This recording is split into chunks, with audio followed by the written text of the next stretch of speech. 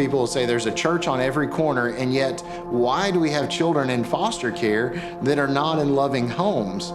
And so we really felt like we needed to go to the churches. We needed to help the churches to understand that there's a crisis.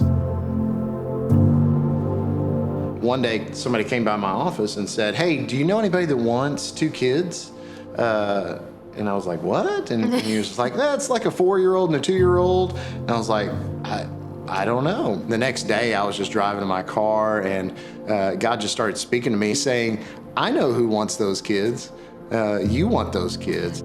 We just felt alone as we were going through the process. We didn't know a lot of other people who had adopted, and you're getting to know these new children, and you're expanding your family, and there's just so many logistics that go with that. You know, starting off, we were in a crisis. Just 5 kids is hard enough, but dealing with different kinds of trauma, different emotions, and then dealing with our own emotions on top of that was just a lot for us to try to figure out.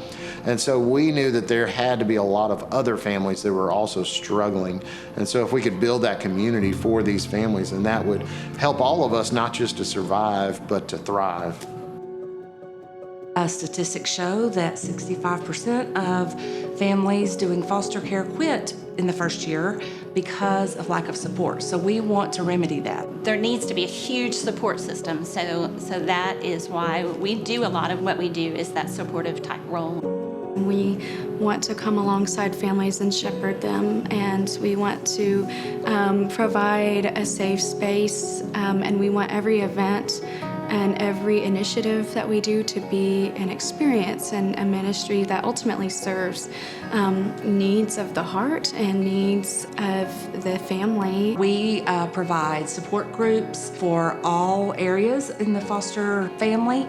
Dad, mom, the whole family as a whole. We moved here not knowing anyone, and finally there's like people that understand. It's just this sense of belonging, I think, is what it does, because when you feel like you belong, you flourish. Anytime I've ever needed prayer for something specific, I 100% know that anytime I shared it with someone in the fostering collective, the whole staff prayed for it. And we have the closet that meets tangible needs for them. I mean, we'll get a placement in the middle of the night, and the next morning, I have somebody up there letting me go around and get what's needed. I recycle, I go and shop, and then I bring back when the kids have outgrown it, and that's been huge to be able to get an entire wardrobe. We know that there are a lot of wonderful organizations that are helping in foster care, but unfortunately, a lot of people just don't know what all resources are out there. And so that's where we kind of serve as what's called a bridge ministry. We try to bridge together all the child placing agencies, all the organizations, and then we connect all these groups with churches because we know churches want to help. And so if we can help be that go-between between the churches and all these other people trying to help, then that's what we want to do. They help point people to resources and help them navigate through that process of fostering as well as babysitting and just emotional support. So from a relationship side, they build and work with the relationships with those fostering families and give them the support and the training they need to be able to be effective, and then also just have some fun too and just care about them. If you make a difference in the parent's life, it makes a difference in the kid's life. You know, that's when you know you're making a difference. It's because you can see the effect. It's a ripple effect. It's not just one at a timing it. It's gonna roll out and multiply. Come on, we've always got a place for you. There is a place for everybody in foster care. It doesn't mean you always have to have a child in your home, but there is always a place you can be involved in foster care.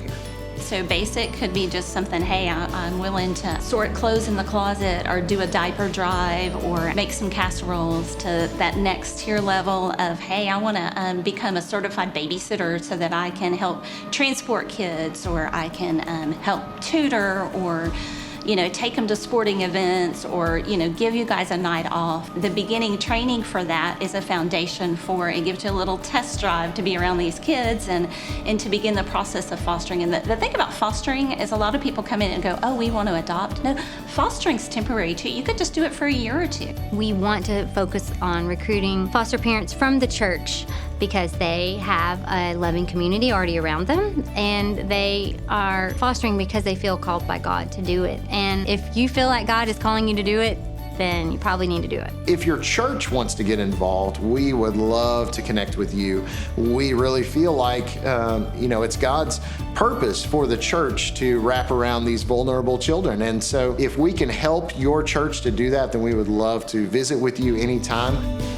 If we change the lives of these kids, they become adults, it keeps cascading. And if we'll do that, our nation and our world will be a radically different place filled with love and empathy and the love of God.